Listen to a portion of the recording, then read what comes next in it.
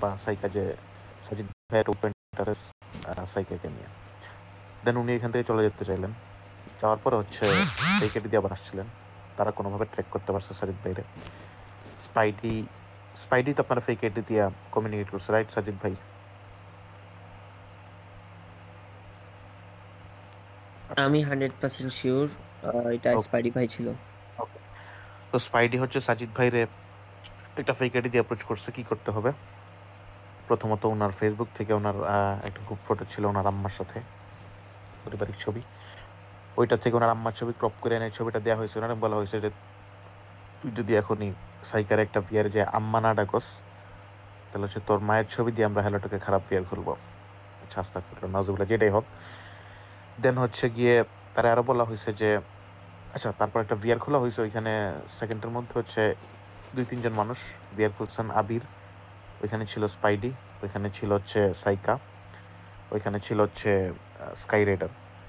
ওই 3 জন 2-3 মিনিটের মধ্যে ভিয়ারে চলে আসে অ্যান্ড তারা হচ্ছে এক পর্যায়ে ফোর্সফুলি সাজিদ ভাইয়ের বাধ্য করা হয় সাইকের আম্মা ডাকার জন্য। এটা কত বড় জঘন্যতম কাজ! এর আগে যেটা যে কারো মায়ের ছবি ফেসবুক থেকে নিয়ে আসা, এখানে তারা হুমকি দেয় যে এটা নিয়ে ভিআর খুলবো। মানে এই ধরনের স্পর্ধা কিংবা কারো এই ধরনের মানে থ্রেট করাটা যে কত জঘন্যতম কাজ হইতে পারে একটা সাধারণ মানুষ। আমরা তো মানুষের গালিগালাজ করি, ওপেন ভিআরে গালিগালাজ করি, বাট এই ধরনের থ্রেট কারো দেওয়াটা যে তোমার মায়ের ছবি আই না তোমার মানে ইয়া করবো। দেন ওই ঘটনাটারে আবার চাপাই দেওয়া হইতেছে কি যেগুলো ডিজিএফআই কিংবা কেজিবি মেম্বাররা করছে, অথচ আমরা এর চিনি না। সাজিদ ভাইরে কি ওনার সাথে আমাদের পরিচয় হয় নাই তখন। তো শুভ বলতেছে আই এম শকড। আমি জানি না তুমি ঘটনা সম্পর্কে কতটুকু জানো, আমি তোমার একটু পরে তুলবো পরে। তারপর যেটা হয় যে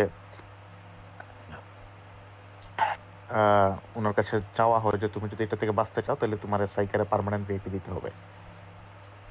এখন সাইকা এটাতে কতটুকু ইনভলভড আমার জানা নাই, বাট স্পাইডি 100%, বাট ডেফিনেটলি সাইকার ইনভলভমেন্ট আছে না, এটা সে। আচ্ছা সাজিদ ভাই, আপনি একটা কথা হচ্ছে আমার এর আগে বলতেছিলেন যে আপনি সাইকার সাথে যা কিছু কমিউনিকেট করতেন কোনোভাবে ফেক আইডিটা তার জেনে যাইতো, রাইট?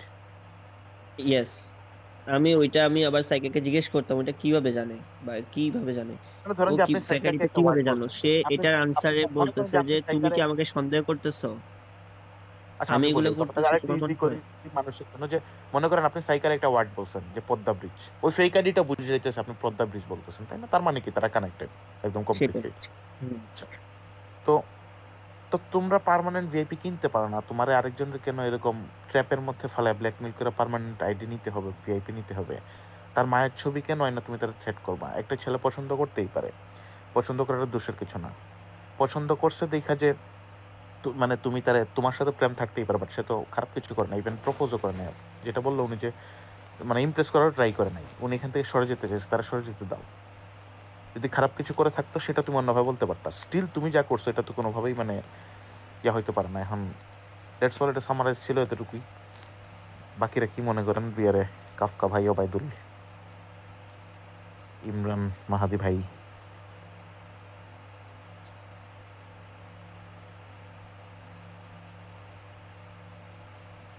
আমার মনে হয় ডিজিএফ এর কেউ আসলে ডিজিএফ এর স্ট্যান্ডটা ক্লিয়ার করে দেওয়া উচিত যে আসলে ডিজিএফ এর সাথে ইনভলভ কিনা, যেহেতু এরকম একটা এজাম্পশন দিছে ওই যে স্কাই রাইডার।